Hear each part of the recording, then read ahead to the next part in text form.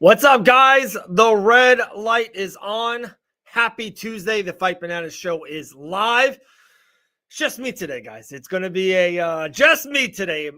Miss L. Dawson feeling a little bit under the weather. So we're going to do it. We're going to do the best we can. I know. Trust me. I know. I felt the same way. She called. She sounded like a 99-year-old grandmother who's been smoking two packs of cigarettes a day. But it's just us, guys. Just us. 1:15, 15 minutes away. Torrez Finney, the undefeated UFC middleweight, is going to come on the show. Love talking to him. He had a little Bo Nickel, call out.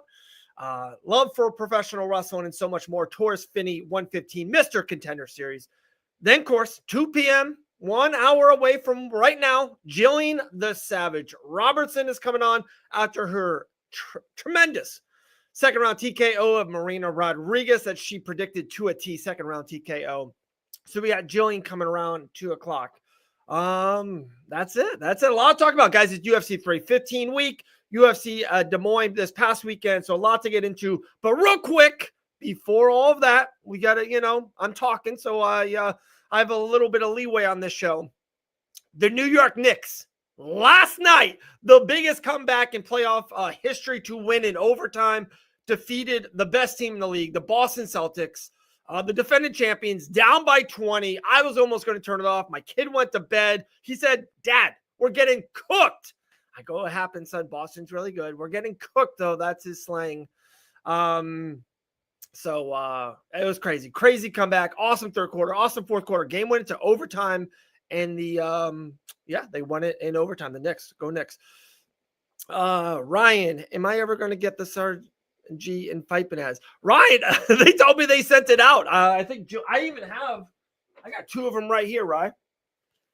But they said they sent yours out. They have yours. But if not, I'll send you one of these of Gillian the Savage Robertson coming around 55 minutes.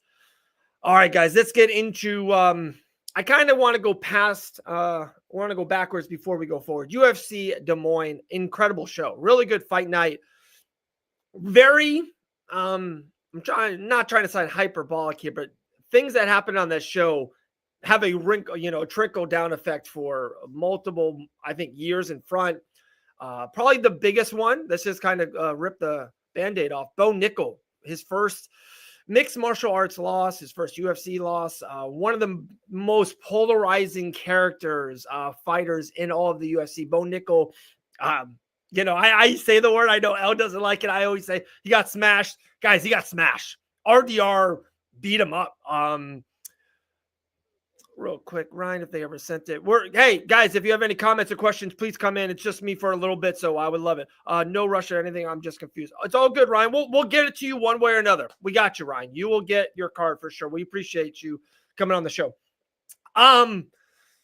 Yeah, exactly. Thank you. Bo Nickel, dude, we love the guy. He comes on the show, I think it's 2 times in the last 4 months for us. We have nothing but love for Bo Nickel. Check out his first ever fight. His commentary was pretty good.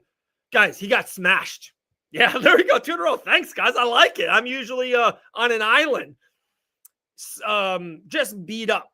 And one thing I thought about when I was watching the fight, I didn't watch it live because I was doing commentary for Off the Hook Boxing. We'll get into that in a second.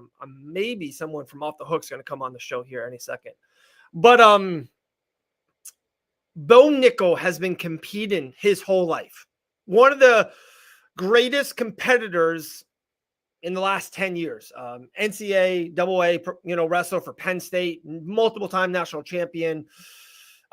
Just a, badass. He's just, they always do that gorilla versus 100 men. One of those 100 men for me would be Bo Nickel. I would have that guy on the thing.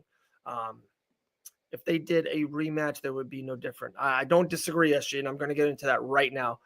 But Bo Nickel has been competing his whole life. And I say this all the time. It's one of the things why I'm so attracted to the UFC and mixed martial arts and boxing. And we saw a couple stuff live this past weekend in Biloxi. Guys, RDR, Ryan D. Ritter, he wasn't competing. He was fighting.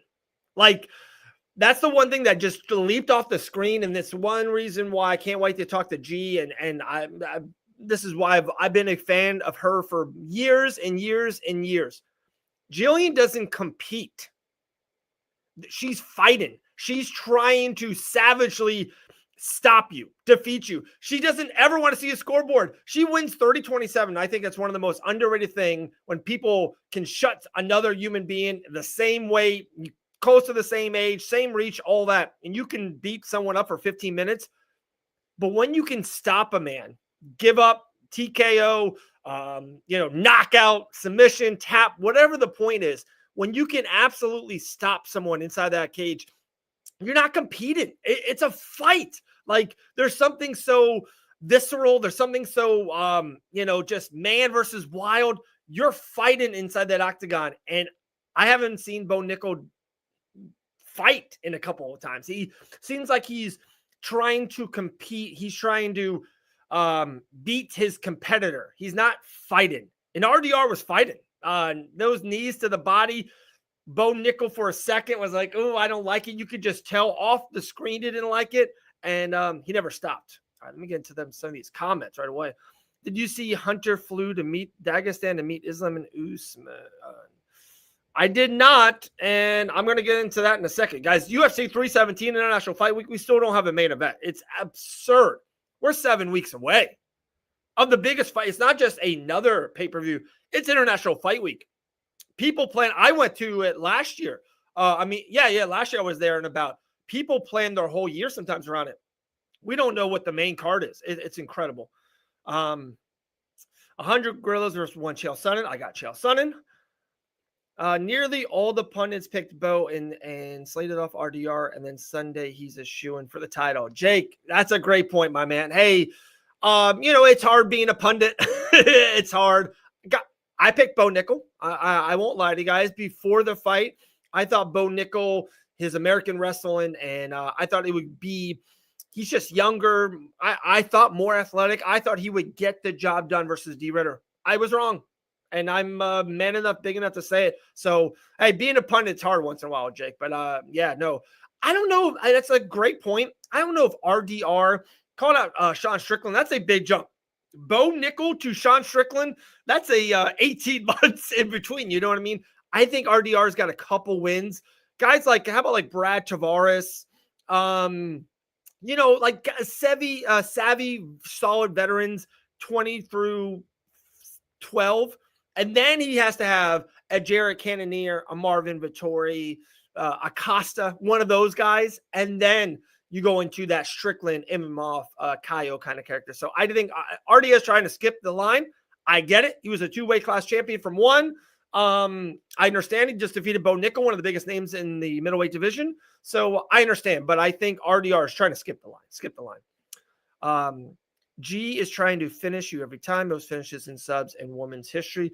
Ryan, that's pretty true. It's Gillian and myself have the most finishes in women's history, and I will I will talk to her about that. I feel Bo is avoiding his opponent until his window of opportunity to finish. Super passive movement. I gotcha.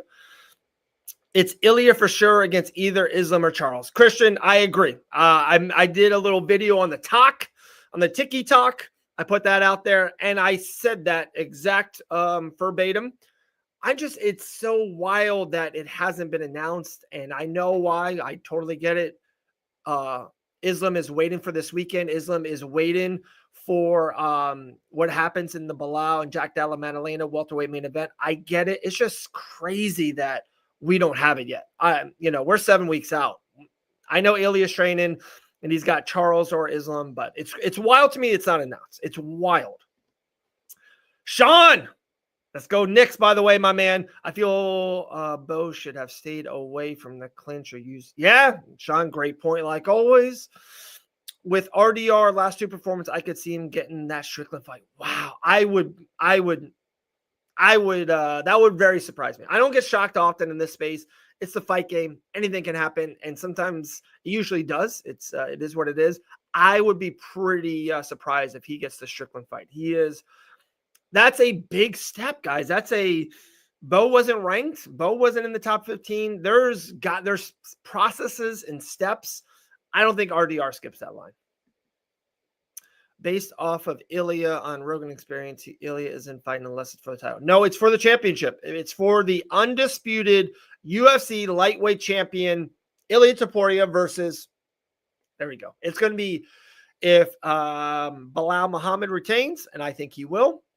It's going to be versus Islam, and that's a short notice poster and all that. It's going to be 6 weeks by the time they probably announce it.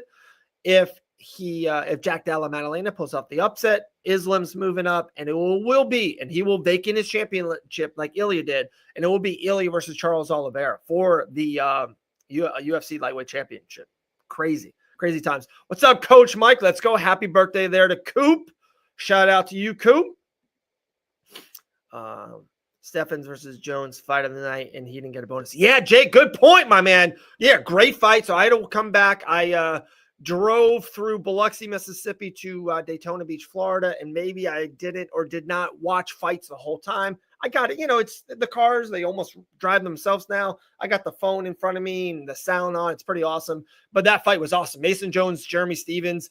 And it kind of stinks because it does seem like it's maybe Jeremy Stephens' one fight back in the UFC. I don't know if he's going to get another one, but that fight was great.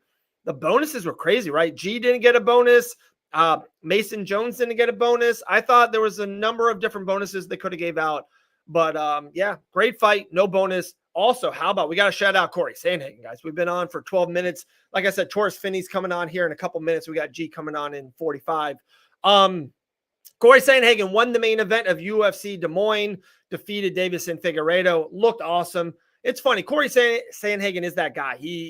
When he looks like that, it's like you want him to get that one more win to fight for the championship. We all want that Sugar Sean O'Malley, Corey Sandhagen fight. It's just, we want it. That we're just take our money, popcorn emoji, whatever you want to say, whatever is in for the the youth.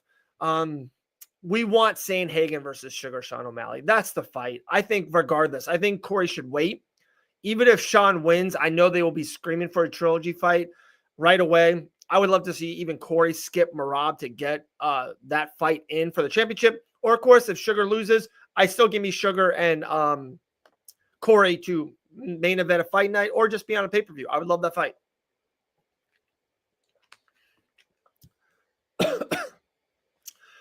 You think Jack can't catch Bilal Chin in 5 rounds? He has the power in crispy boxing.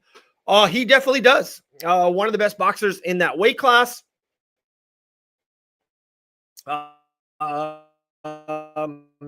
When he has someone hurt, but no, he's not catching Bilal. I think Bilal does such a great job of MMA in it. Grappling into strikes, into takedowns, into wrestle, into ground and pound. He never stops. I love his cardio. I love his pace. What he did to Leon Edwards was beyond impressive. And I have Bilal very similar to what I saw against Leon to Jack. And also, I know this sounds, I said this multiple times. I'm one of these guys that watches everything. It's a big step, guys. Jack Della Maddalena had a split decision against some prelim guys. He was losing to Gilbert Burns. I know he had a broken arm in it, but he was losing that fight. He got Gilbert Burns with 30 seconds left, and that's awesome. But Gilbert is not who Gilbert was 5 years ago. So he defeated the 10th guy, and now he gets the championship fight in a main event of a UFC pay-per-view. His name is on the bright lights. He's the headline. His face is on the poster. That's a big step. That's a big step. It's sometimes you can't skip so many steps in this the fight game. It's a cruel, cold war world out there in this fight game. He's skipping too many steps. I think Bilal smashes Jack Della Maddalena. JDM did have a tough time with Basil. Hey, there you go. SG. I just said that. And Jack is really good. He's very good. I just don't think he's the welterweight champion good. And especially now, maybe in 18 months. And if he had the right proper steps, defeated Wonder Boy, defeated Carlos Prats, fought a number 1 contendership in Brady, Ian Gary, or Shavkat. He didn't do any of those. He skipped them all. So I got Bilal Muhammad winning the main event of UFC 315. And we'll talk more about the UFC 315 in a second. But before we do, our first guest just jumped on the show. So pumped. I let him know short notice, and he's like, hell yeah, let's do it. We're going to talk about his UFC career, Dana White Contender Series. Also, we'll definitely talk a little WrestleMania with my guy, the undefeated Torrez Finney. Torrez, how you doing, my man? What's up, David, man? Thank you for having me on, gang. All right, look, I'm excited to be here, brother. Yes, sir. Yes, sir, man. Always good to talk to you. Appreciate it. A little short notice. Some stuff. We had to move some stuff around. So I appreciate you coming on. I love the background. You had a good session today at Fusion? I did. We just got done. We had sparring today. So, yeah, we just got done with sparring. Sparring went really good. And, yeah, man, feeling good. Feeling good. What was the sad name of that man that had to catch those Finney hands just an hour ago? Oh man, like, it was a few of us, but Okay. we had some Okay. really good rounds. We had some really good rounds. You know, it's really good to go with guys like Adolfo Vieira here. Yes. You got guys Phil Rowe, Mike Davis, Terrence McKinney, and that's just the start of them. We got a lot of guys on the come up as well. So it's Right. really Right. good to be here at this gym. You know, as a part of the gym I'm training at. You know, Sure. a good bit now, along with Scrapyard MMA back at home in Chattanooga. So yeah, yes I sir. love it. I love it. That's funny. Scrapyard was one of the questions. We put it on our socials. Some people had some great questions for you, and Scrapyard was one of them. But before we do, 11-0 as a professional. We all know about the 3 wins in the Contender Series. And it's funny. I actually made a video after your last one. I don't know if you saw it or not. It was absurd to me how much through the social media landscape and the MMA, pundits, whatever you want to say, kind of had negative things to say about you after you won a professional fight in the UFC. Like at the end of the day, that's what you do. You win fights. Yes sir. I know it's been a month past that, but how you feeling coming off that win and everything, all that noise you heard after that fight? Well, one, for me, and this will be something that everybody will learn. I will never ever be sad about a win. Now, Correct. was I not happy with some of my performance? Yes. Like going back and looking at the fight. Yes, I know people on social media, everybody's talking. You know, everybody going through their whole tangent. Yeah, it wasn't the most beautiful fight, but I will say that first round, a little bit into that second round, it was going well. There was a lot of mistakes that I made, which people really don't understand. That actually don't fight, but there's a lot of mistakes that I made, and in terms for me, I made a lot of mistakes, and yet I still, in my opinion, dominated the fight.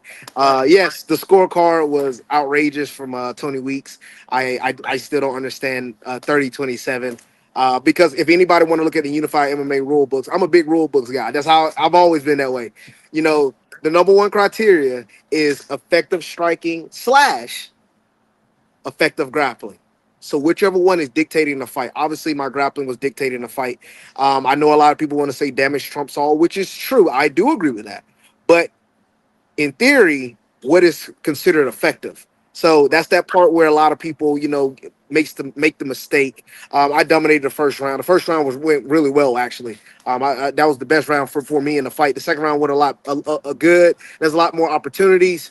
And then yeah, that third round went the best. I made a lot of mistakes. Heck, Valentine came out in the third round. He was yelling at me. I'm down 2-0. I got nothing to lose. So the guy that's losing the fight is yelling, "You're down 2-0. I have nothing to lose." Right. Uh, Obviously he knows he was losing the fight as well. So I'm not. I know there was a lot of things I could have obviously done a lot better. But again, man, I just want to fight in the UFC. I'm 11-0, undefeated pro. People don't Right. understand. I've only been training MMA for 4.5 years. So in just 4 years, I'm already in the UFC. I'm doing things since last year in May. Since last May, I have fought 4 fights since last May. So like people understand like that just consistency of cutting weight, staying active. This is now a time for me to take some time and just train, just to get better. I was chasing. I was doing a lot of chasing. Mm. Going through that whole contender series, saga. We're chasing. Like, oh, we trying to get in. Now we're in. Now I just need some time to train, which is similar to what I feel like, which we saw this past week. A guy like Bo Nickel, same thing he should do. We'll get to him a little bit later, my man, for sure. But I was going to say, I'm trying to give you some flowers. 26 years old, good looking, life's good, my man. You know what I'm saying? Like, it's crazy how social media can take a win. At the end of the day, MMA fighters want to be in the UFC. You're in the best, biggest organization on this planet, winning fights. Like, you're living an absolute dream, and only the, higher and higher for sure. One thing before, there's a lot of fight stuff I want to get into, but I do want to take it to another thing. I saw you went out there a couple weeks ago for WrestleMania. I'm a diehard. I don't know if you can see it over this shoulder. I got the Pat McAfee figure right there. I see got it, McAfee yeah. versus Gunther at Backlash on Saturday. I'm pumped. Okay, I'm a diehard, my man. So how was it? Have you always been a fan? And how was it going to Las Vegas for WrestleMania? Been a fan since the day I was born. Look, I am a huge pro wrestling fan. I love the WWE. Heck, I was just messaging some guys today. I'm going to NXT tonight, so I'm a huge fan, man. And At the yeah, Performance Center. that's right here in Orlando. That's right. Me and my son Dylan, we've been there 5 times. It's funny, we're Oh, skipping this week. I go all the time, Torres. All the time we go. oh man, I didn't know that. See, Yeah, yeah, I'm a this is my Florida guy. first time going to it. I didn't know. I know you're a Florida guy, but this is Yeah. my first time going to the Oh, it's Performance incredible. Center. It's Wow. incredible. For one, you're at the PC, which is a great, and then it looks so big on TV. It's so small. It's Wow. maybe the same size as Fusion. It's a real tight knit thing. They pack Wow. everyone in. It's fun and it's so loud. You're gonna have a blast tonight. You're gonna have a blast. Oh, I'm excited. Well, I'm excited. Now you got me pumped up. You got me really pumped up. Hey, But say yeah. his name. He might appear though. Ooh.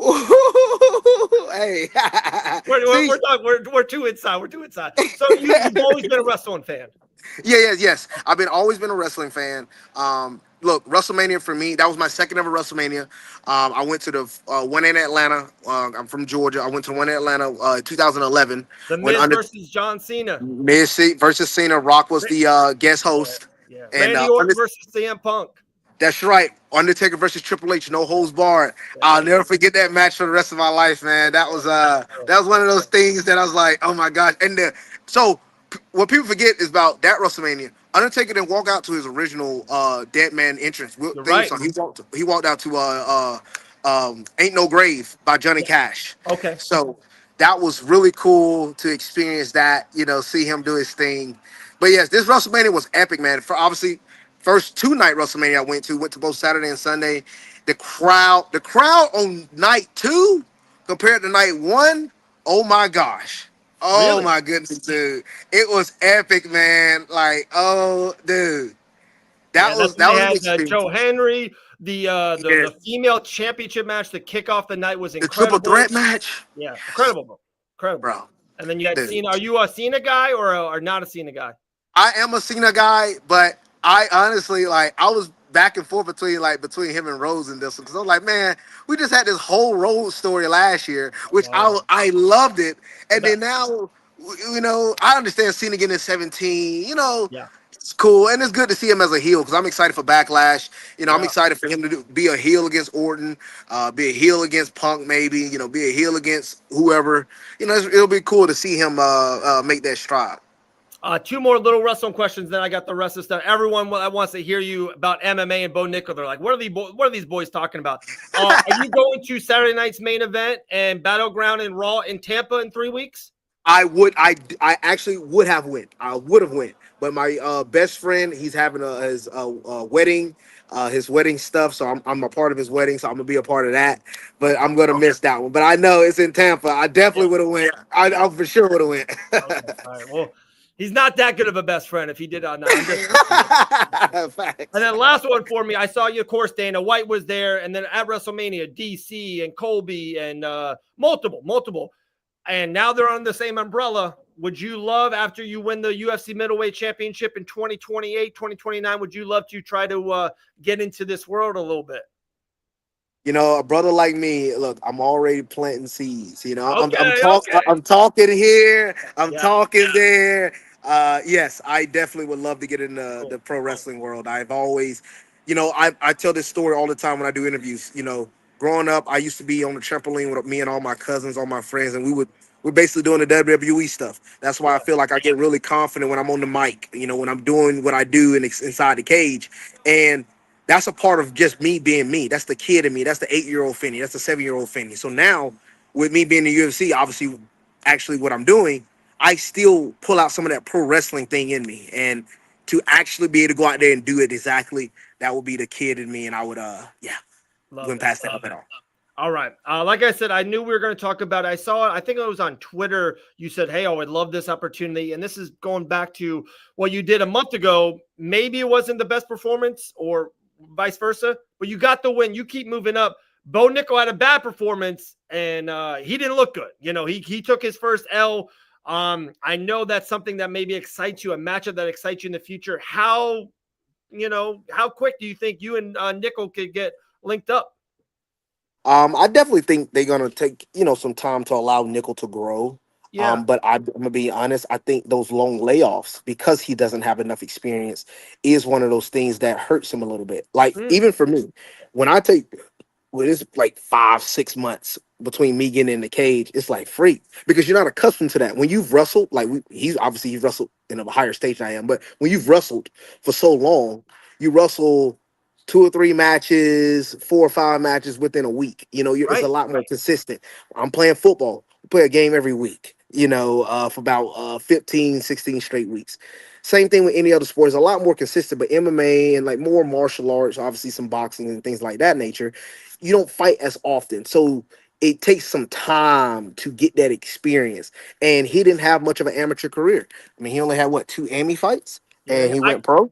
I called one of them. I was on the commentating for one of those fights, one of his Emmys. Island Fights. That's Yeah, right. That's right. yeah, That's right. I do remember that because I've watched Bo. The moment Bo got into MMA, that's the time I've always wanted to fight him. He got in around the time I was getting ready to have my last amateur fight. Mm, So, I still was amateur because I was only an amateur for a year myself.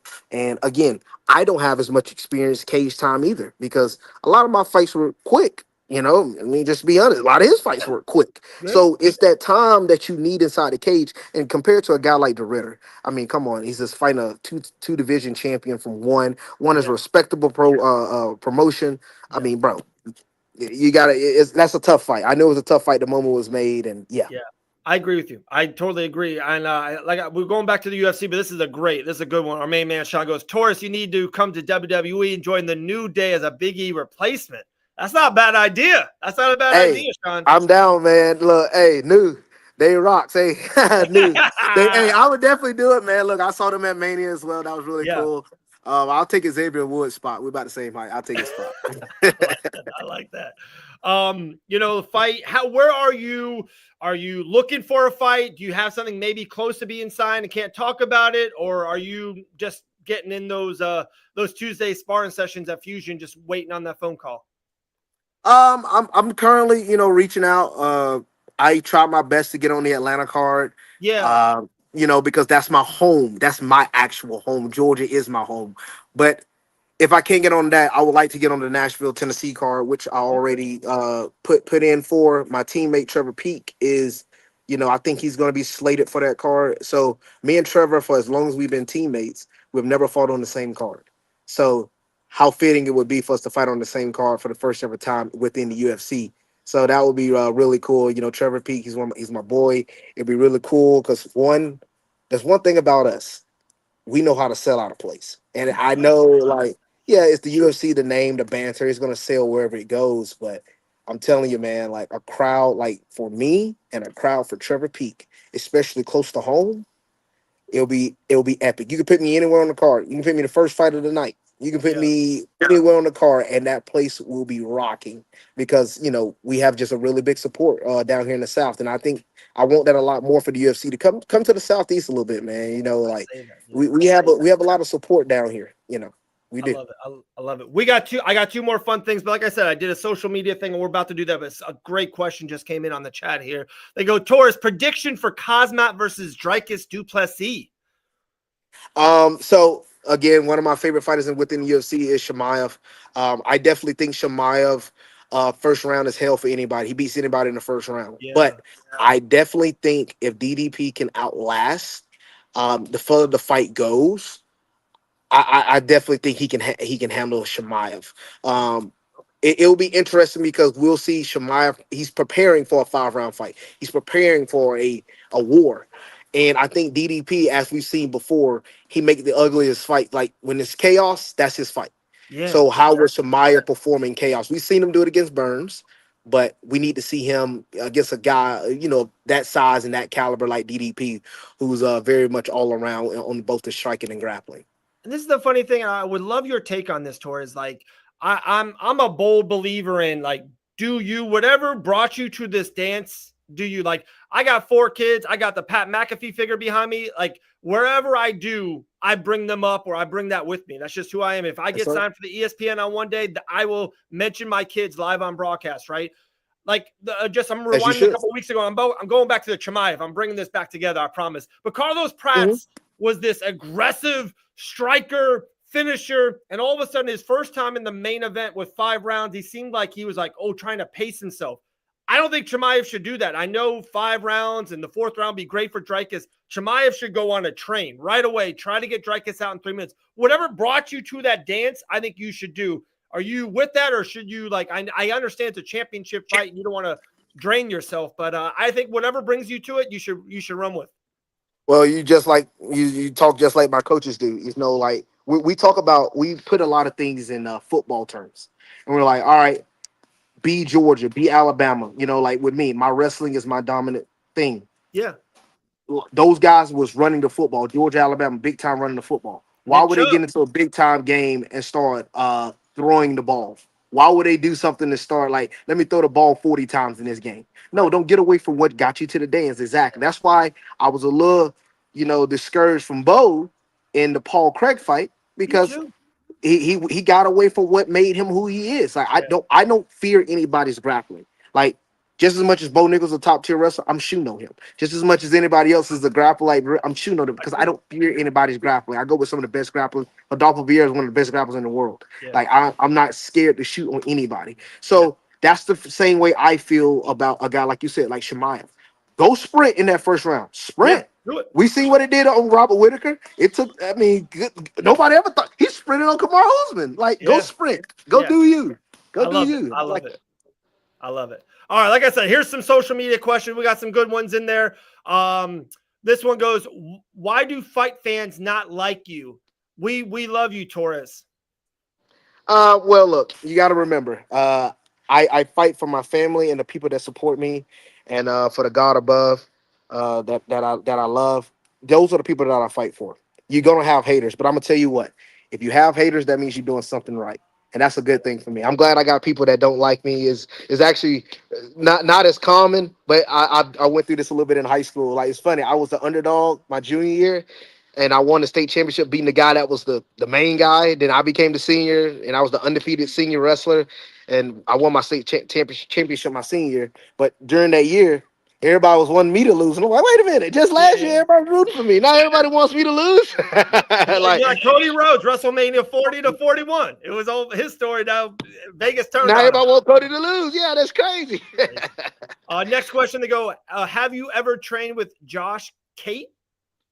Josh Cate. I've never trained with him. No. I've never trained with him, but I definitely have met Josh Cate. He's from Knoxville. I know of him. So yeah. I definitely know Josh Cate, and we've done some commentary together for some of the Aries Fight Series things. So yeah, he's a really good guy, really cool guy. Nice. They go, what's your thoughts on Asmit Bokayev? I guess he had a call out of you, Bokayev? Yeah, I saw that. I saw Bokayev called me out. He was doing a lot of talking. Look, he's just trying to get clout. Look, I don't fear nobody. If that's the fight that they want to make, so be it. But that's a great fight. I don't really care, anything that he says social media wise or anything. I'm not into those type of antics. Okay. I'm a guy that go out there and compete, go out here, get the win, and be on to the next. I love it. What would you give yourself in punch power for UFC 5, the video game? I got some power. I would give myself a 9. I give it out of 10. If it's a rating out of 10, so, what's the rating? Or is it at 100? Is it like Madden? Like speed of 94? Well, if that's the case, then I give it a 90. 90. If that's the case. If it's out of 100, I give it a 90. I like it.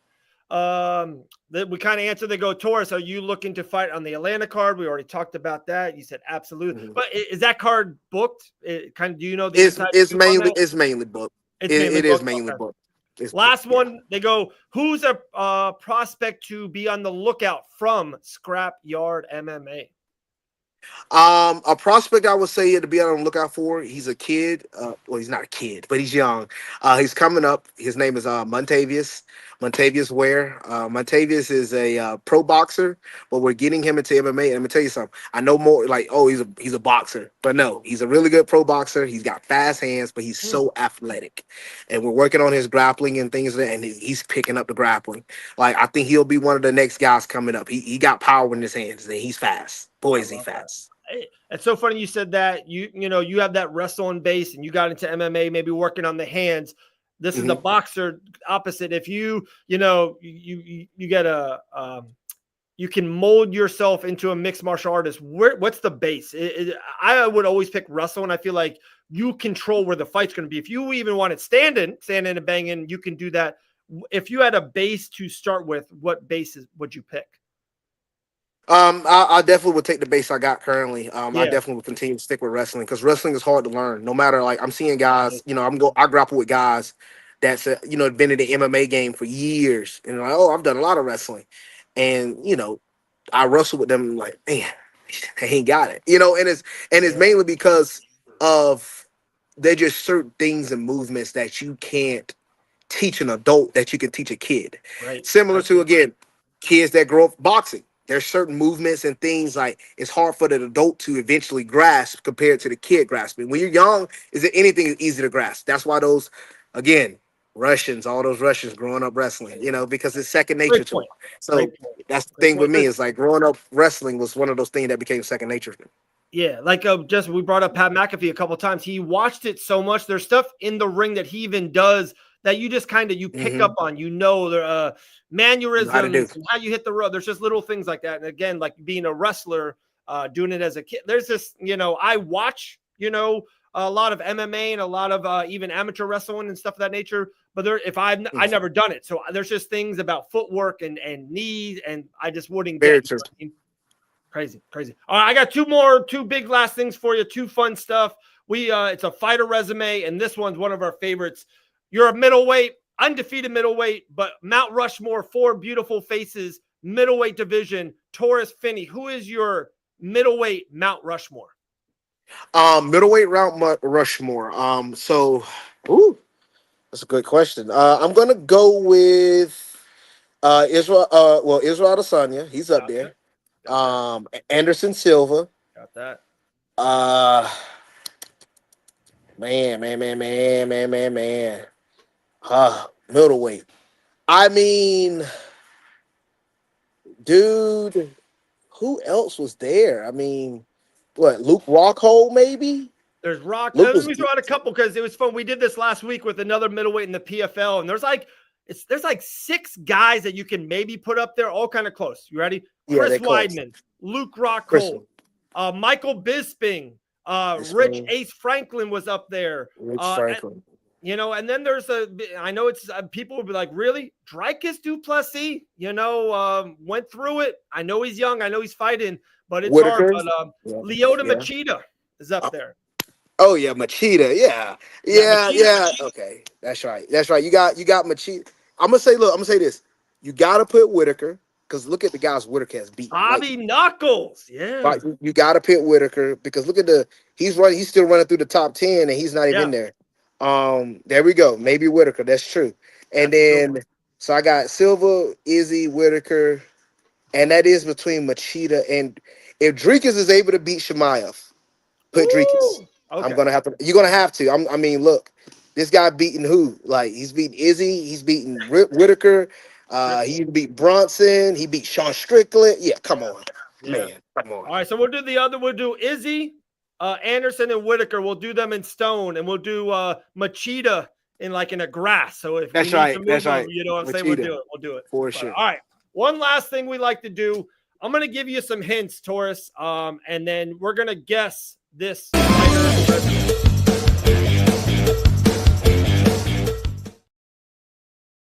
All right, here we go. I'm going to give you some hints, and when you think you got them, you can shout them out, and we'll see if we get there, all right?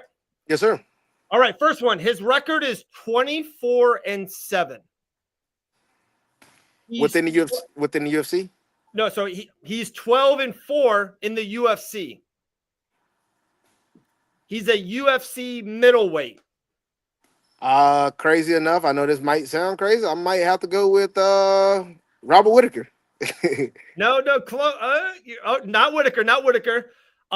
He has a win versus Kevin Holland, a win versus Sam Alvey, a win versus Chris Curtis. Brendan Allen. Brendan Allen is it? Yeah. Man, I got 7 more for you. You knew that pretty good. You knew that. Oh, that was good. That was a good one. I had to think about because I said that's a lot of UFC fights. Only 4 losses. That means he's highly ranked. So to think about it. Losses, Imamov, Strickland, Eric Anders. A lot of people forgot that loss against Eric Anders back in the day. Anders and Chris Curtis again. Yeah, right. Chris Curtis. My man, Torrez Finney. Unbelievable conversation. Love talking to you. Hey, I'll hit you up on the I think I got your cell. If not, I'll hit you up on the DMs. Yeah. I'm going to be out there in Tampa. The next time I go to I always take my boy. He loves it. He's 8. He's hooked. We go to that NXT all the time. Are you going to NXT next week? Because I'll still be here in Florida next week. So yeah, if you're going to go, I think I'll plan to go then. If you're there, I'll go. Bet. Let's do it. My man, Torrez, appreciate you. Talk to you soon, all right? Yes, sir. Thank you, brother. All right, the undefeated Torrez Finney. Unbelievable. Love me some Torrez Finney. All right. Hey, we got to go to an NXT show together. All right, we got 20 minutes before the great Gillian the Savage Robertson. So, guys, come one, come all. Let's see what we got. I missed a lot. Oh, I think I'm being saved a little bit, guys. ATT middleweight says Nickel beat Evelyn Rostabikov, just stirring the pot. Jake, we're going to answer that question real quick.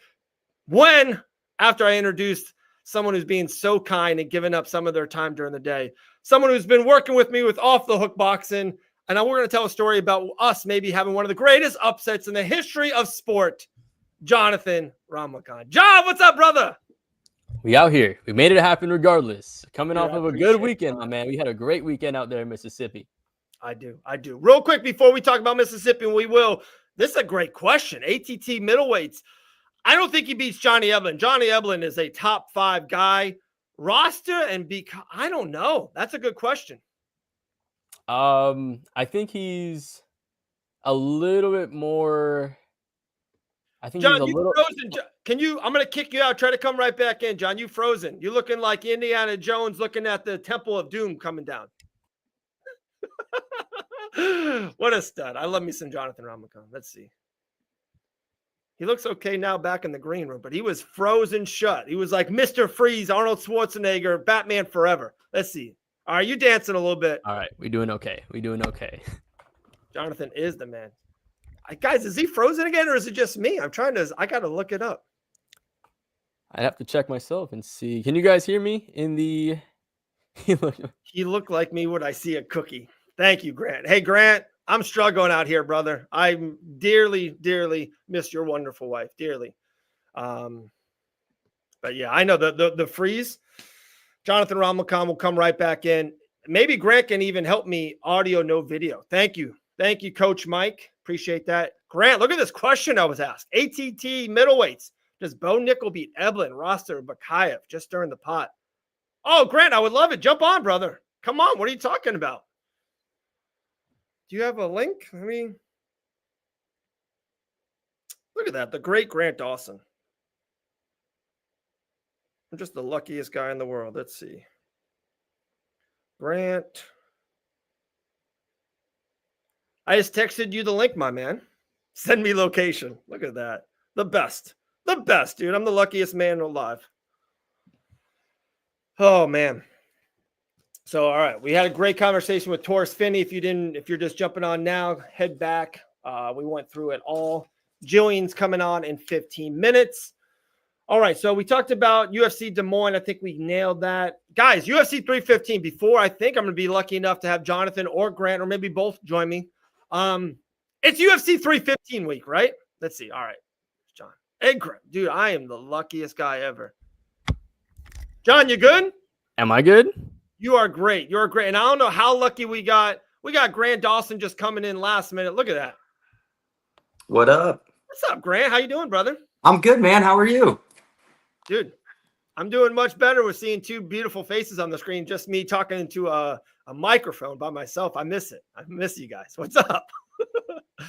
Dude. Hey, one of the best skills that you can have in any type of internet social presence is being able to just talk to yourself with a camera in the way. Yeah, it's tough. It's tough. Grant, I don't know if you saw it. Jonathan helped me do this. Maybe the greatest piece of content I ever created. We had these bloopers that we didn't know that were going to be bloopers behind. Oh yeah, I showed it to you. I sent it to UNL. You go, Dave. Your self-awareness is way off. Dude, that was one of the best things I've ever did. Well, if that's one of the best things you've ever done, you might want to reconsider what you've been doing because No, those were funny. I love those. I think that's yeah. I'm big on the dad jokes. So Yes. That was, dude. We're just upstairs. Jonathan, remember that we're just upstairs. We were just messing around, and we go down like a secret stairs, and we literally run into like 150 air filters. We're like, what the hell? Like, I got to do something funny. Then we walk into a refrigerator that's working. It's completely empty. The jokes wrote itself. It wrote itself. Crazy. And the best part was how organic it all was, because initially we were doing it to actually make an actual promotion video, right? And we went upstairs. I was like, the video and the lighting, it's not the best, but he was like, he just hopped on there and I just started recording. And then he was like, oh, didn't see you guys. And it just kicked off. And then, like you said, you saw the air filters. The best part, in my opinion, the freezer or the storage container that was downstairs, he literally moved one of the shelves or two of the shelves to be able to fit himself inside of there before he hopped out. And then I was like, hey, you got to go under the ring. You have to go under the ring. That was you, John. That was you. There, so. And I had no idea what I was going to say, but I was like, oh, I did see you guys here in Mississippi. Unbelievable. We'll tell that Mississippi story in a question, but this is a great question for Grant. Can we get Grant's thoughts on the Bo versus RDR fight? Grant, what happened, brother? What happened, man? Listen, man. It's a tough game. Islam Makhachev got completely knocked unconscious by a man that went on a 7-fight losing streak after knocking him out. And everybody thinks that Islam is the second coming of Jesus Christ. So people lose. It happens. Bobby caught me good. I think that Bo is an amazing competitor. And I've said this to multiple people who have asked me. Bo Nickel is probably the best grappler that I've ever gone with. I think that he beats just about anybody on the ground. I think his biggest problem right now is he's too much of a competitor. He's too much. I said the same thing, Grant. I said the same thing. Great minds. Great minds. Go ahead. I was going to say, I opened up the show. Of course, Bo is the talk of the talk, right? If we're not talking about Gillian Robertson, we're going to talk about Bo Nickel. And this is just me. I think I'm a very novice, and I'm honest. I'm watching that fight, and I'm seeing RDR fighting Bo Nickel. Like, he's fighting him, trying to punch him, trying to get him out of here. And I'm seeing Bo Nickel competing with RDR. It's like I want to say, Bo, your life's on the line. There's a piece of steak here, and this is a bear. Like, you need to fight. And I just didn't see that anytime, even when it was going bad. Sometimes they call it the zombie mode. You kind of hit and you're firing back. It's a crazy thing. And I was just seeing Bo compete. I never really saw him fight. Well, I think the thing is too, he's been competing his whole life, and he's almost a little bit too calm in that fire. I think you need a little, not a bunch, a little bit of nervousness. I don't think the man gets nervous competing. I think if you say, hey, if you lose this fight, your wife and son, they die. I think you fight a little bit differently. I don't think you go out there and try to knock RDR out. I think you go out there, you take him down, you hump his leg, and you eventually get the choke in the third round. And I think that he's just too confident. No, I love the confidence. He's too comfortable. He's too comfortable in a sport where anything can happen. Anything can't happen in wrestling. If you beat somebody in wrestling, it's at least fewer and farther between. I will never beat Jordan Burroughs in a wrestling match. It will never happen. I will never get lucky enough to beat Jordan Burroughs in a wrestling match. But Jordan Burroughs could get lucky enough to knock me out in an MMA fight. That's crazy. What a great comment. Islam the second coming of Allah? Yeah, I think you said Jesus Christ, and I don't think Islam and Jesus are friends. I don't know. I could be wrong. Right. Well, Jesus is king, so there you go. I like that. Dude, we'll talk about a savage here in around a couple of minutes with her coming on the show. Dude, what a performance by Gillian Robertson. I'm like, dude, I'm going to tell this story when she comes on, but I'm going to tell it right now to you guys. There's nothing better. Dude, Grant, my family, kids, everything, the wife, amazing life. I'm so lucky, beyond blessed. I love when people, and it's with you two, it's with Grant Dawson and Gillian Robertson. When you guys do good in the UFC, people come up to me. I literally had strangers, Grant, come up to me. I'm commentating on Off the Hook Boxing, and they showed me a picture of Gillian winning. I'm literally calling fights. I can't watch her fight live. And these strangers are coming up to me. Oh, Gillian won. It's like, oh, you're the Gillian guy. I'm like, I've been called worse. What a life, dude. What a performance by Gillian Robertson. Yeah, super, an amazing performance. And look, I would never say this to her face, but she is a very, very good fighter. She is a very good grappler. And I think she has a really, really good mind for the sport, especially being a woman. I think the thing that is holding back a lot of women in the sport is their mindset in fighting. And I just don't see that with Gillian. I think that she's got a great mindset. And I almost feel bad for her in a sense, because I really thought this was going to be a really close, tough fight.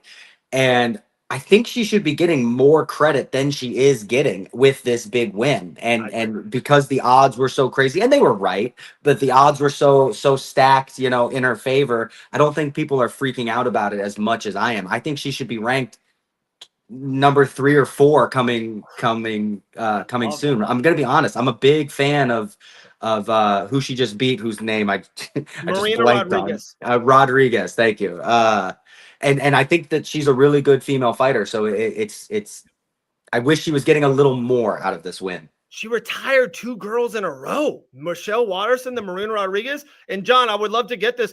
Marina Rodriguez retiring was not on my radar. Like, the Michelle thing was out there a little bit, and they had a video ready. It is what it is. Marina Rodriguez just was a number 1 contender fight just 8 months ago, 10 months ago. Like, her retiring wasn't on the thing. I guess when you get elbowed by Gillian Robertson a couple times, you think about life a little different, John.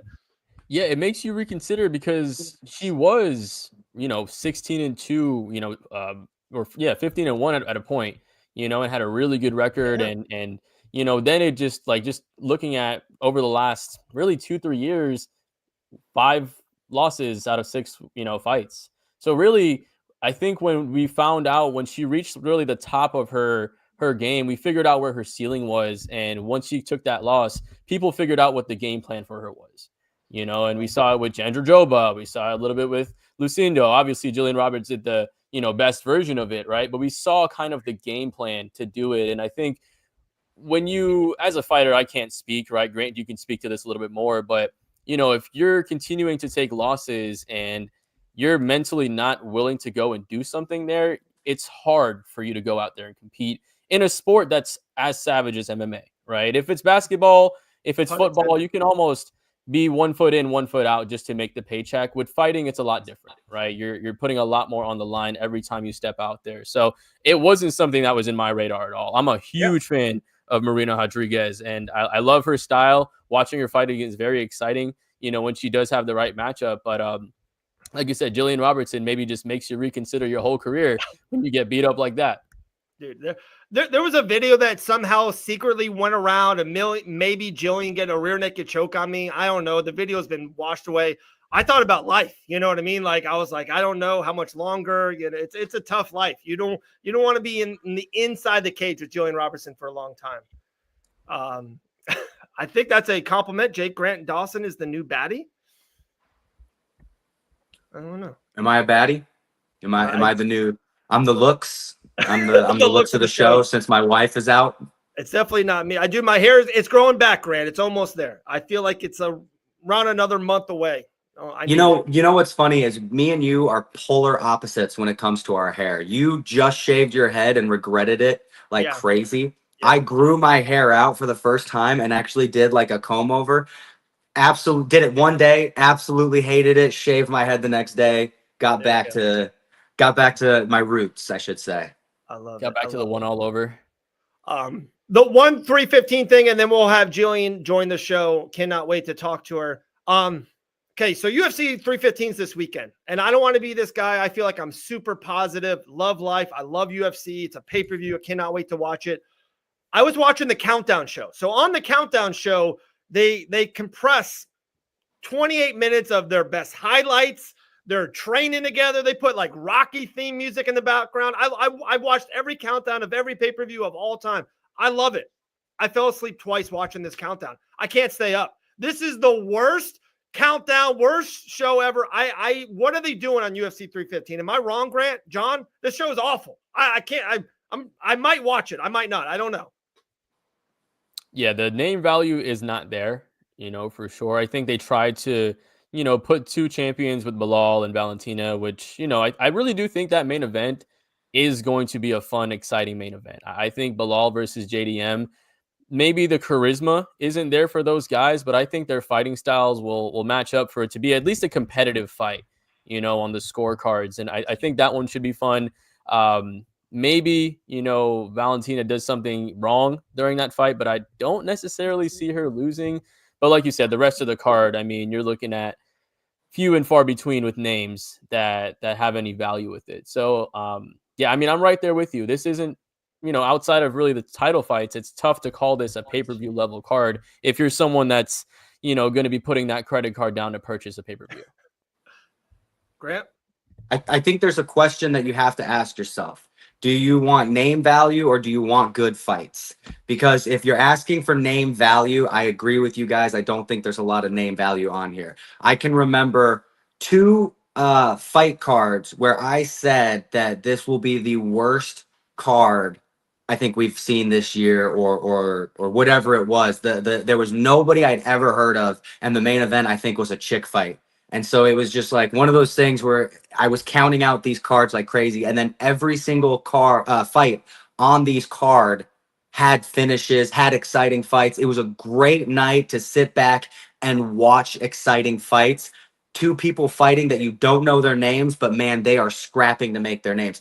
I think we need to stop counting out these cards. Now, I agree with you the way that pay-per-views, how much they cost. I agree with you. You kind of want some names on there. But we've seen plenty of pay-per-views where it's been stacked with names and the fights kind of sucked.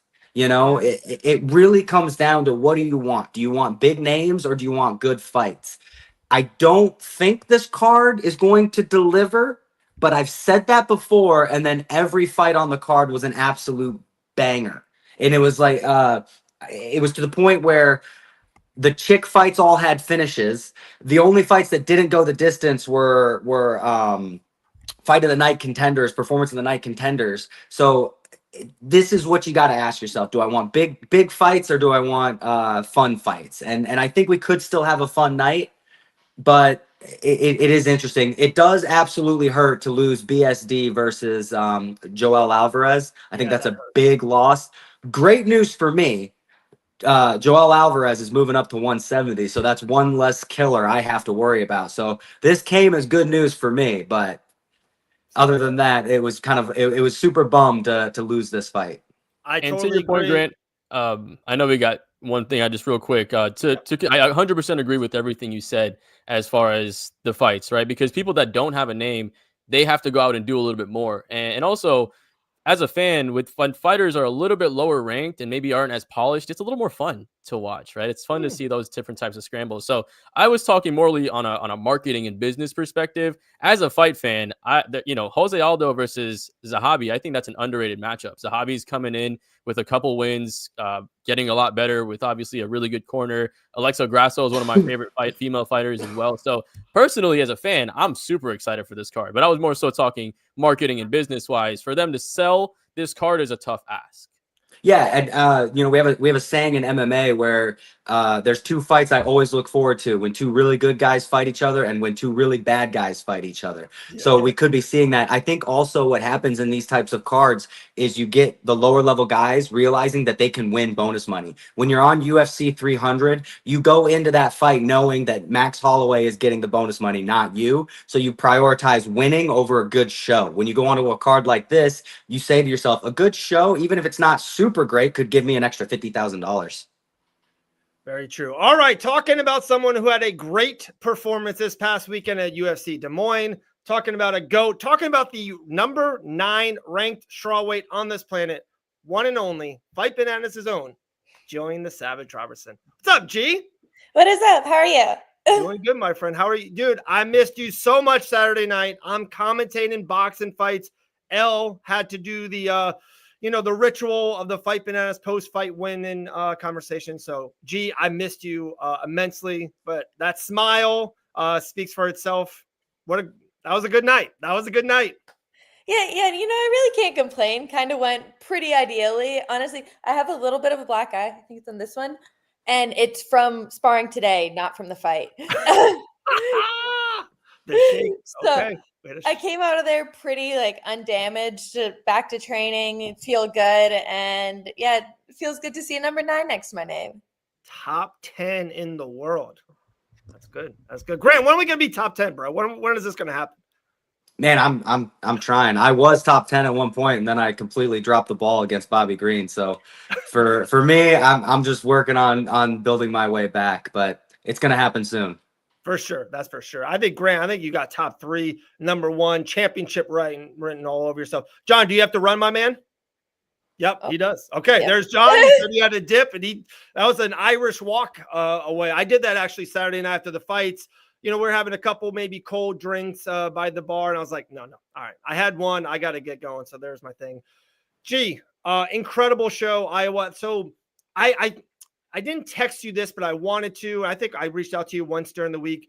You looked like amazing. You sounded amazing. You felt like in a great spot. This is someone seeing your stuff through social media. Did you feel, and did you you could just tell you're in a great spot on fight week? Oh yeah, 100%. I feel like everything was just great. I was just super thankful for every single moment of it. My weight cut went absolutely perfectly. I woke up at 116.8 on weigh-in morning. So it was literally 0.8 I had to get off. I ended up sweating 2 pounds. So before I got on the scale, I had a little bit of pineapple and a little bit of water. So it's like I was able to rehydrate a little bit before I even got on the scale. That's insane. So it's like weight cut went absolutely perfect. Fight day, I've honestly just never been so excited to fight before. I was just ready to go out there and perform. A large part of it, I think, is being out of the apex. I just couldn't wait to be in an arena. I kept on picturing that moment over and over of just walking out.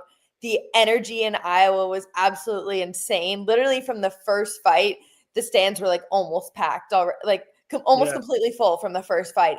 It was great energy out there. And then obviously I couldn't have asked for my performance to go, I guess, more ideally. I was in and out of there, didn't take any damage, got a finish. So pretty ideal weekend. Oh, looks like he froze. Oh. Is G frozen? No, you're frozen.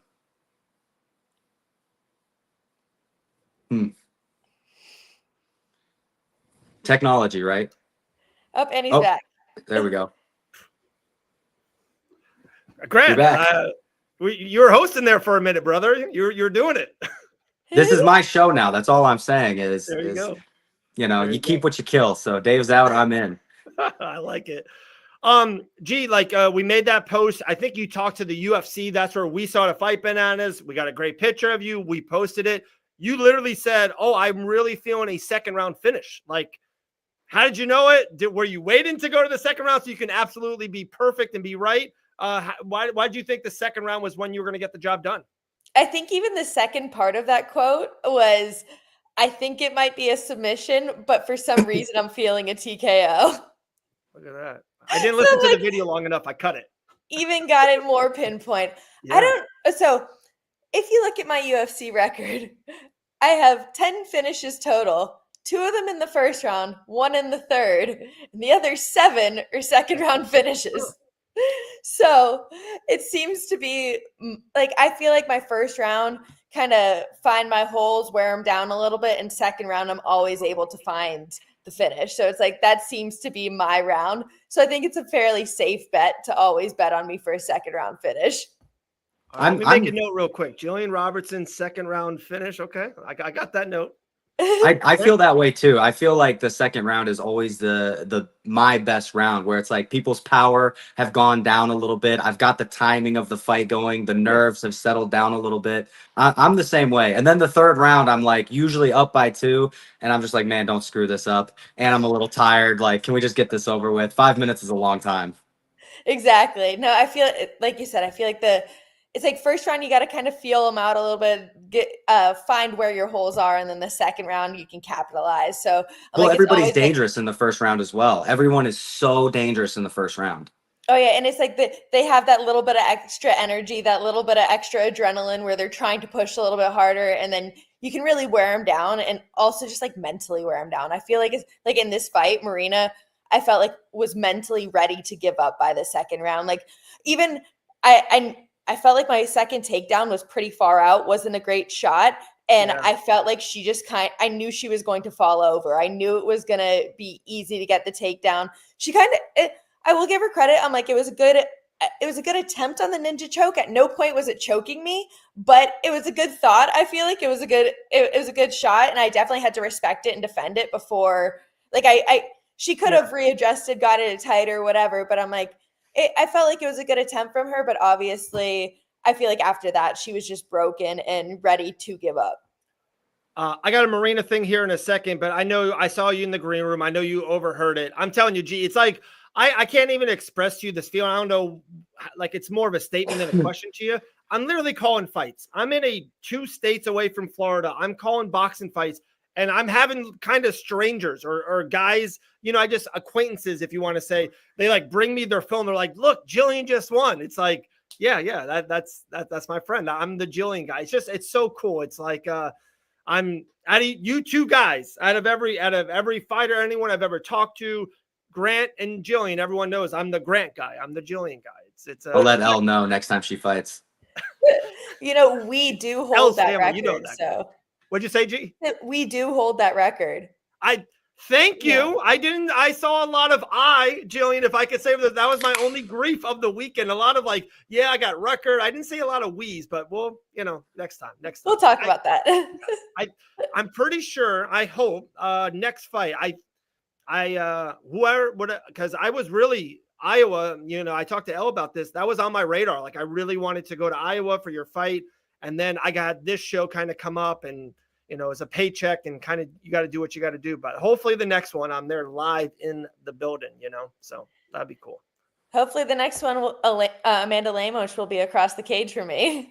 Okay. Let's talk about that. I love the call out. It was something I think I heard you afterwards say, like, yeah, this was the name you were thinking about calling out from the get-go. Oh yeah. As soon as I saw her last fight, honestly, it was the winner of that fight that I was really watching. Okay. Her and Eisman Lucindo. She was able to get the victory. I feel like watching that fight, I feel like it's a great matchup for me. Yeah. I think that's a good jump going from 9 to number 4. I'm like, I don't think it's asking for too much, But so I think it would just be an ideal jump up, and then maybe one more, maybe not, and we'll be looking at a title. For sure. Back to Marina real quick. One last thing on her. Did you have any inkling that she was thinking about it or anything through the week that you're like, oh, this might be my last one? Did you hear anything like that at all? Because all of a sudden you won. She's taking off her gloves. I'm like, whoa, is this happening? Like, did you have any inkling at all? No, I did not have any inkling that she was going to retire. So like I kind of already had like what I wanted to say post-fight about like, I'm trying to retire all these girls. I want Amanda Lemos next. And I see her taking off her gloves, and I went up to my corner. I was like, oh, this might be mean.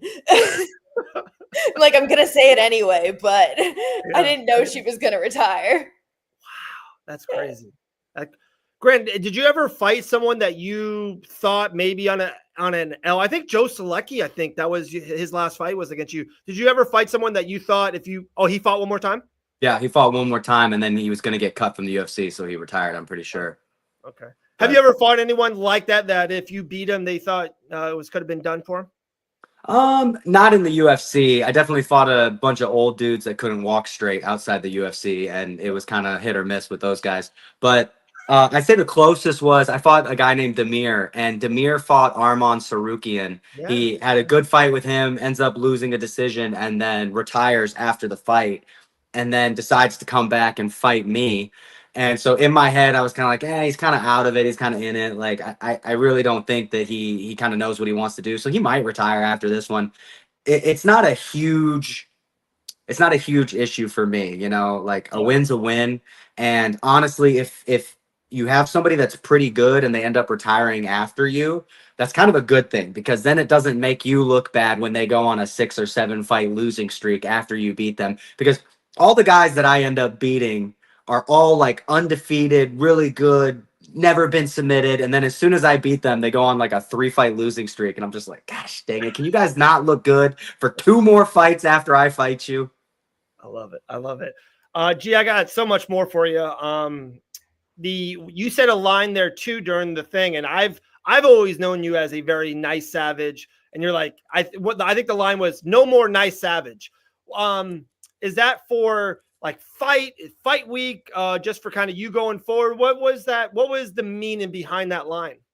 I was just saying that like I'm ready to make my call outs, you know, Yeah. like Okay. I'm ready to call my shots. I wanted Amanda Lemos. I don't Yeah. I'm ready for like these shots, you know? So that's really it. It's just that, and obviously Angela Hill brought out a little bit more of that later in the week, but yes. I wasn't all my notes. She is not on my list. G.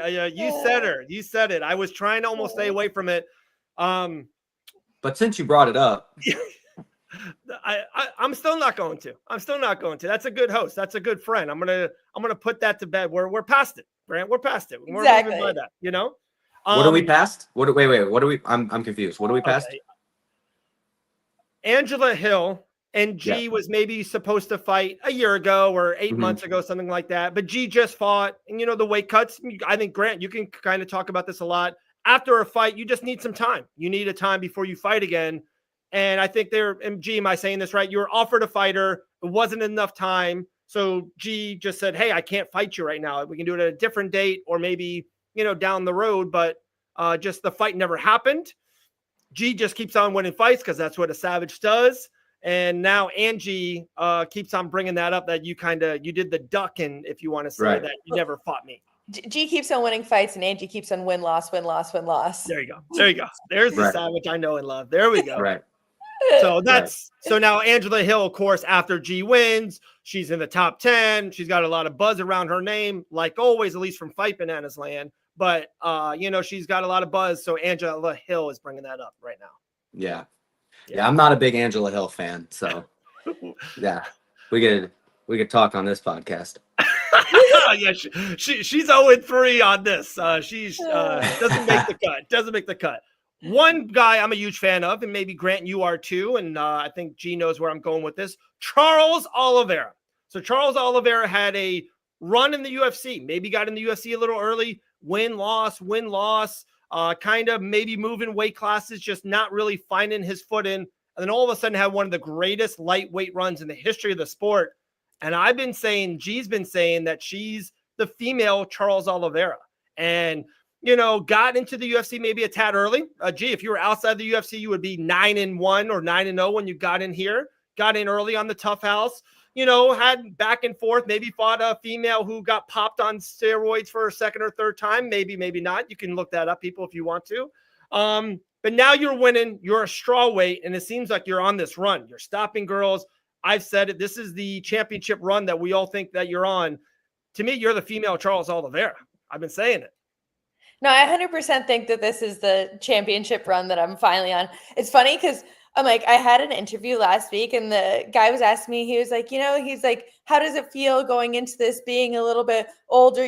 When you're young and you're getting into fights, you're a little bit more like willing to do things. When you're older, you're taking things a little bit slower. I'm like, I'm just going to be 30 like this month. Like, I'm not that old yet, guys. I've just been in the UFC for a while. So I feel like people just assume that I am older because I got in a little bit too young. I was 22 when I got signed. I was only 3-2. So I didn't even have a lot of experience necessarily.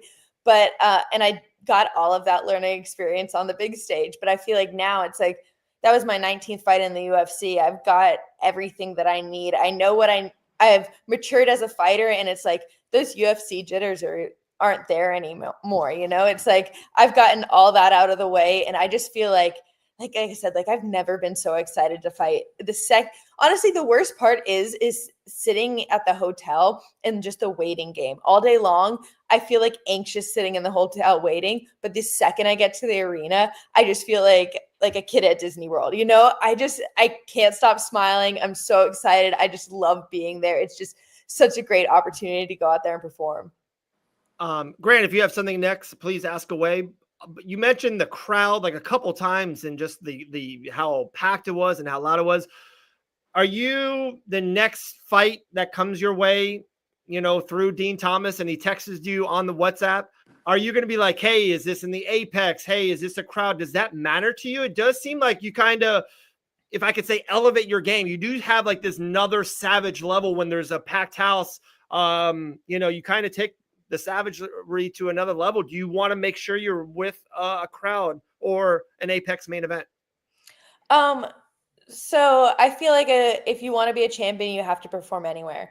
So you have to be ready for anything. If it's in like Abu Dhabi at 2 a.m. or if it's during COVID, we had absolutely nobody in there, absolutely no crowd. So I feel like no matter what, you have to learn to adjust to those things. It definitely is.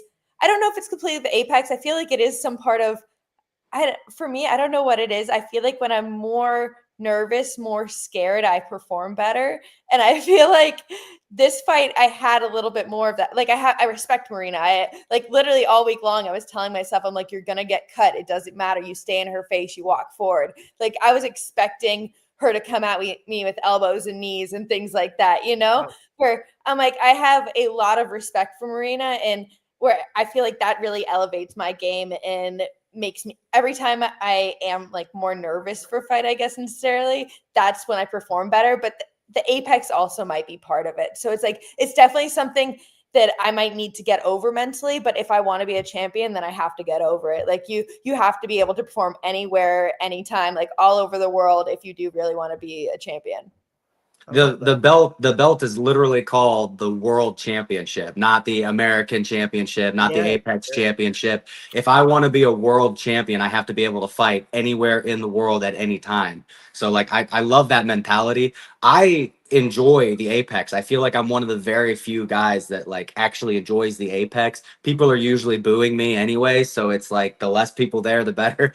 But I treat fight day as casually as I can. I try to just, I watch cartoons, I hang out with my wife, I'm joking around. The looser that I can be going into the fight, it seems like the better I do. And so for me at the Apex, I'm super comfortable with the Apex. I'm super comfortable with everything there. I've been there a million times. It's just like another day. It's almost like a training session for me. But you're absolutely right. Being able to step on any canvas in any country, any continent in the world, and be able to perform, that's what makes a world champion. So like a lot of respect for that. Yeah, like you said, fight day, literally I ended up getting a couple coloring books from the hotel gift shop, and that's what I was doing all fight day, was just coloring. When I fought Joe Selecki, Elle and I started the Scooby-Doo Zombie Island movie, and we got like halfway through, had to leave for the venue, got done, came back and finished the movie. It was just like another day, I was watching School of Rock too. That was the movie. Love that. That was my Love that. Yeah, that's a great Jack Black movie. Exactly.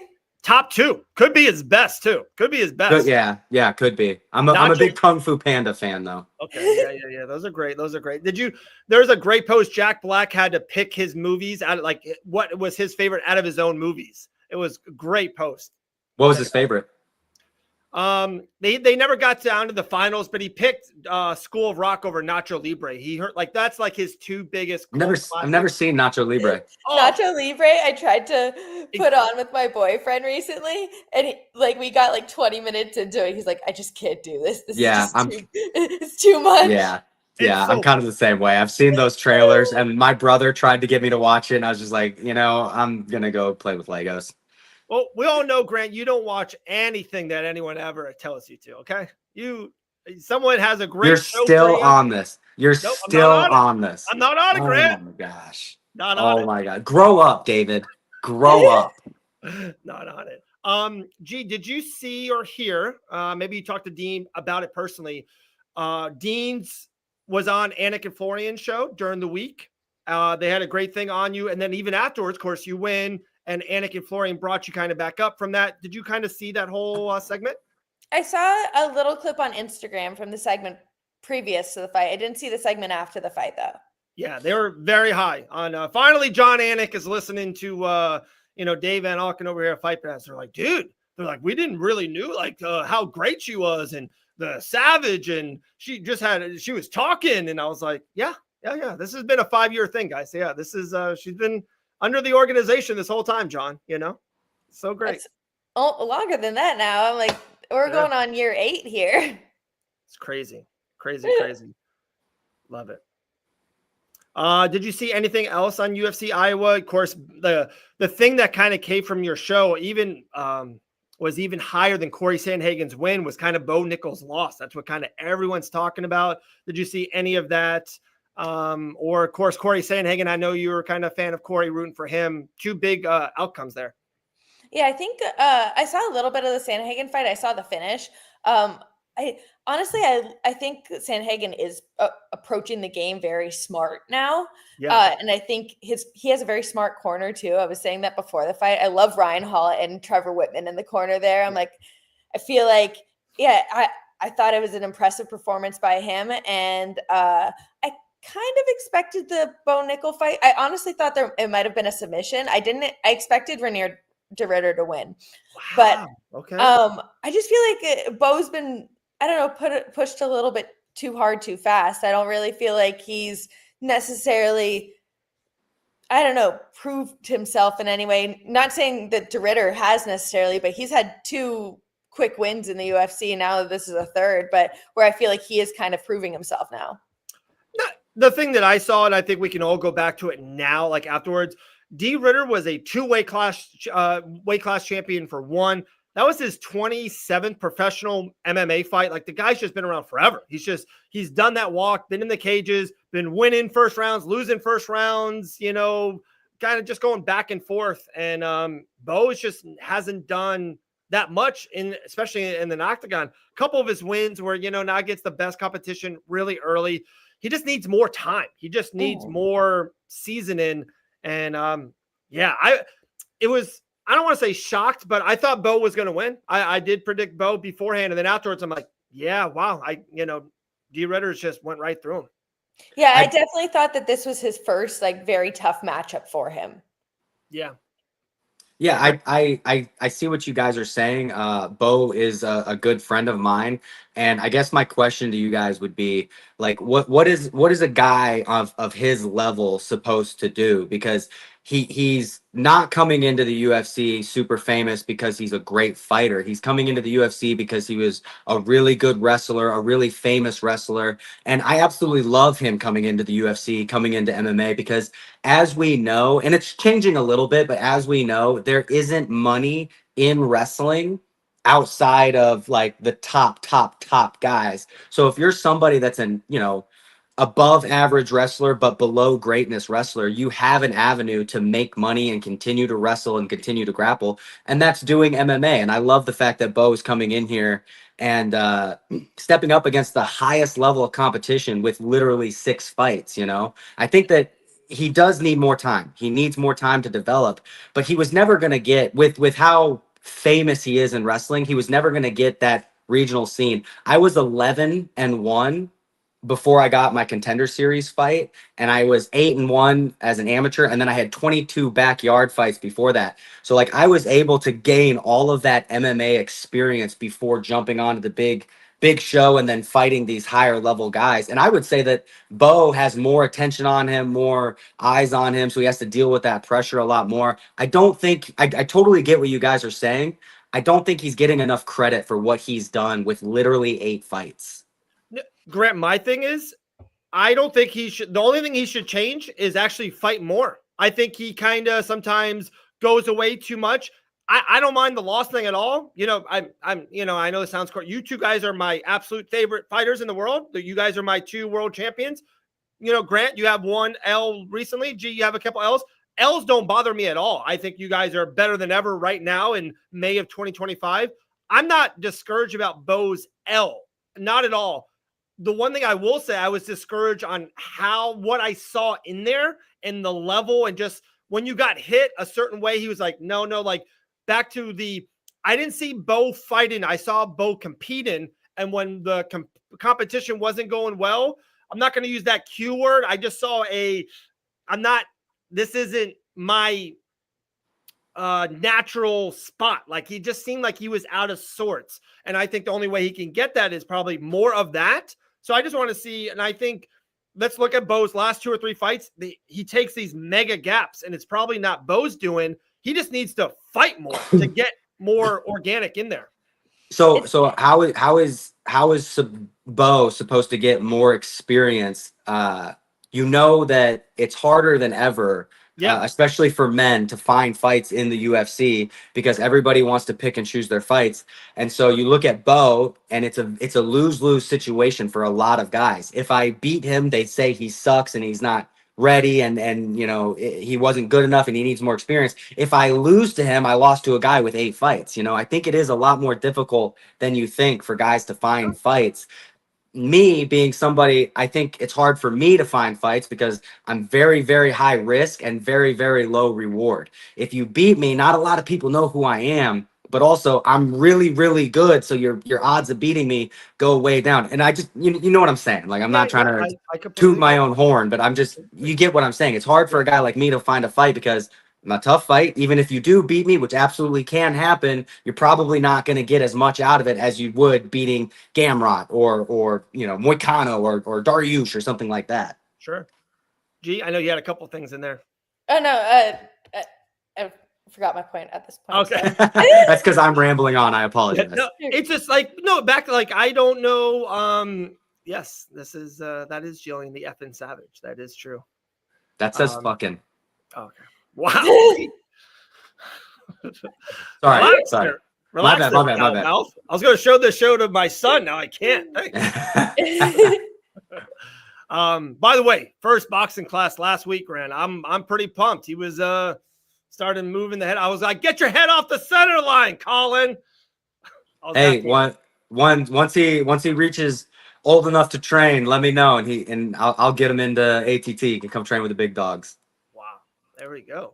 Move him down there to Coconut Creek. Maybe he can help babysit. By then you might have like a 2 or 3-year-old by then. You know, he can help babysit. We'll see. We'll see. I love it.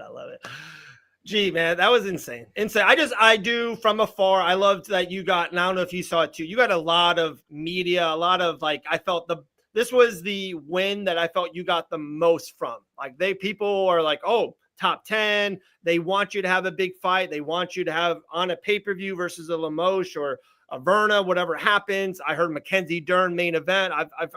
This seems like you're getting all this time, all this effort, all these years, 8 years in the game. Seems like right now, May of 2025, everyone's like, oh, let's get Gillian a big fight now. It's like, let's go. It's just got to be the best, most rewarding feeling, I would assume. Yes, but I'm like, I feel like if it's a win or a loss, I try not to, I guess, like, sure, hold on to it for too long. Sure. I'm like, we're not there yet, you know? It's like, we got a long ways to the belt still. And then once we get there, everybody's going to be coming after me. So I got to keep on it. So I'm like, the journey never ends, you know? So I feel like, yeah, I'm happy, but I'm ready to get back to work. That's, if I could say, and Grant, I think is very similar in that path. That's the difference between world-class athletes and a normal dad like myself. I had a pretty good job on the commentary desk. I had like 3 White Claws afterwards. I was celebrating. Life was great. You know, I got a win and I was done. So that's the difference right there. Your guys' mindset. I totally agree with you. I am the exact same way. As soon as I win, the next day I'm literally like, I got to get back to work. We got to get after it. We got to get going. One thing that I'm, you know, not that I'm like too much older or that much more experienced or anything like that than you, but like one thing that I myself am trying to do is I'm trying to remember that the adventure is the fun part. Finding the treasure is cool, but looking for it was really what was fun. And so I'm really trying to remember to enjoy my wins and enjoy myself when I do have a good performance. And it's hard because I'm such a competitor and I want to get right back at it. But one thing that I did that I really regret doing was after my UFC debut, I cried. And I didn't cry because I was so happy that I was finally in the UFC. I cried because I didn't finish the guy. And I thought, like, how am I going to be able to compete at the highest level if I can't even finish the guys at the low level? And it really just ruined my UFC debut for me, when I should have been so happy that I just dominated all 3 rounds of my UFC debut. And I'm finally here, somewhere I wanted to be since I was 15 years old. So stopping and enjoying the adventure, I think, does bring a lot of benefit as well.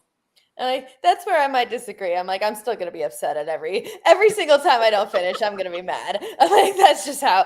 I'm like, my last fight, I was super upset. I'm like, I didn't get the finish. This one, even this, I'm like, my first thing, it's like I go and rewatch the fight and I'm making my judgments. I made a judgment earlier. I told you my second shot was pretty far out. It wasn't a great shot. There's a lot of things that I'm already analyzing the fight and trying to see where I can get better. And for me, though, Dean made a similar comment to me a couple years ago. He's like, your life goes by so fast in fight camps because these 8 to 12 weeks are literally gone like that. You're just so focused. He's like, you have to enjoy the process. You have to enjoy that. When you sign that contract and you're super excited, you need to carry that energy all through fight week, all through your fight. And I'm like, that's where I try to be grateful. That's where I really try to take it in. And I feel like all through fight week, I'm just literally all week long, I'm looking at the UFC on my gloves. I'm looking at everything. It's just the whole experience, going to get your pictures taken with the UFC, going to even the fact of weigh-ins and all that. I'm like, I was just thankful for every single moment and trying to take it in. Being backstage, I'm like, there's just that little bit of nerves, but excitement. And it just feel like I just try to take in those moments and really just appreciate where I'm at. And because it's I do love this more than anything. And your retirement fight's going to come up fast. And when it does, I'm like, that's going to break my heart. So I try to love every single moment from the beginning to every single moment in the cage, everything. I love it all. Well, and I totally agree with what you're saying about the finishes too. And I think for, we're both grapplers. I think we get immediately stamped with, I don't know how you feel. This is how I feel. I immediately get stamped with this, oh, you're a grappler. If you aren't finishing, you're boring, And so there's always a lot of pressure on me to go in there, get the finish, because I'm going to fight the way I'm going to fight. If I'm not shooting, something must be wrong with my neck, because I'm going to go get in there and I'm going to get the takedown. And for me, it's the only way that I can really make this more exciting is by getting a finish, is by showing that these grown men feel like children to me when I get them down and having to put them away. And I totally agree with Dean as well. Really good comments there by him is enjoying this process, and that retirement fight is literally a blink away, that, oh my goodness, this might be the last time I walk to the cage as a competitor is literally a nap away from being right in front of you. And it's actually a really scary thing to think about. Oh yeah, 100%. I feel like with the decisions too, I'm just the way my career has went in the UFC, I think I've just made such a habit. Well, I've 10 finishes, 3 decisions, where it's when I do reach that decision, it just doesn't feel like I've really reached my potential. Oh. Right. Totally agree. Well, you guys said it a lot better than I'm probably going to say it, but dude, incredible. You guys are just saying so much about journey stuff and adventure stuff and all this. Because we're old. Yes, well, me especially, but Fight Bananas, it's been 7 years ago. I still don't know what the ending is. I don't know what will be the end of all this.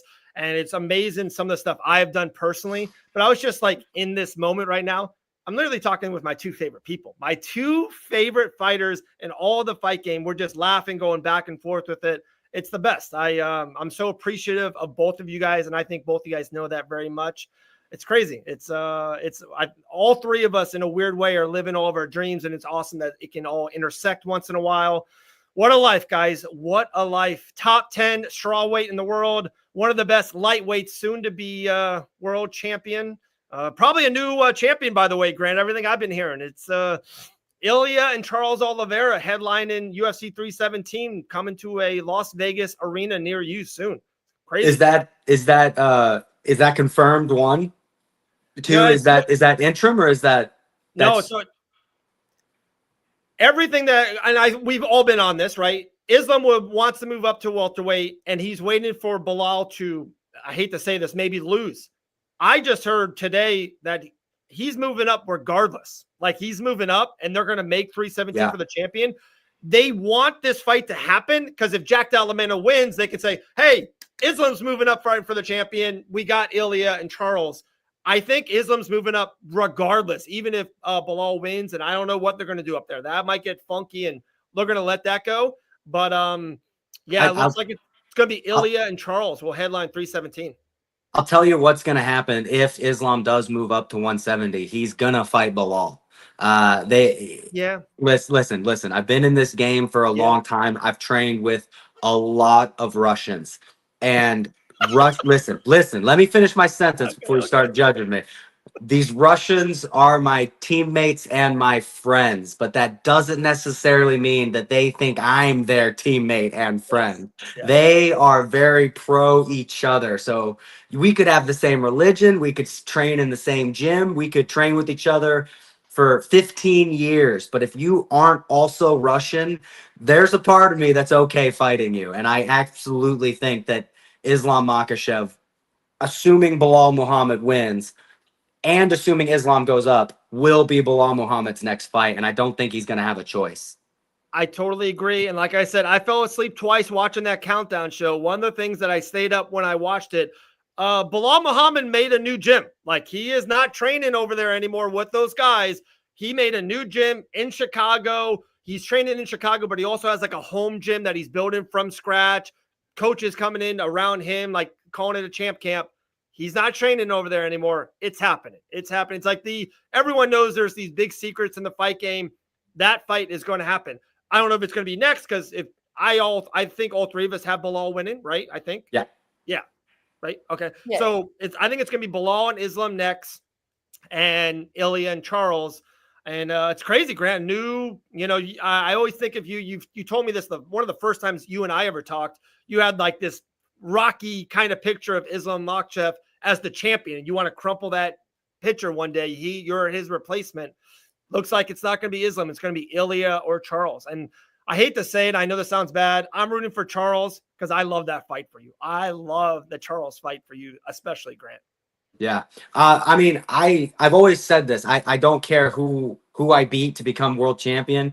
If I beat Islam Makhachev and become world champion, or I beat my mom to become world champion, I'm still world champion. You have to remember the golden rule. He who has the gold rules. So that's what it's about for me. I don't care about the past. Let's say I beat Islam. They'll just say I never beat Khabib. Let's say I beat Islam and Khabib. They'll just say I never beat BJ Penn in his prime. It doesn't matter who you beat. They're always going to say something. I'm not trying to be the greatest of all time. I'm trying to be the greatest of my time. So give me the belt. I don't care who I have to beat to do it. I just want to be champion for one night. One night I could put my head on my pillow and go to sleep saying that I am the best fighter in the UFC. That's what I want. The echo's too loud. The best. Well, we're closing it. We're calling it a show. I'm not going to do anything after this. I can't do any better on Fight Bananas than talking with Gillian and Grant Dawson at the same time. We've had some of the best fighters in the world, maybe like Poirier and others. Doesn't matter. These are my two favorite people on the planet in the fight game, other than my baby sister, Elle Dawson. But love you two guys very much. You're the best. G, you had the best weekend ever. So happy, so proud of you. It's the first thing I texted you, just how proud I was. Grant, can't wait. Hopefully, fight news in the horizon. We'll see, maybe July, August, September, October. I don't know. One of those months you'll fight, right? It's going to happen eventually. They can't say no forever. Awesome. Appreciate you both, guys. We'll see everyone next week, next Tuesday. Hopefully Elle feels better soon, and we'll see everyone next Tuesday day. Later.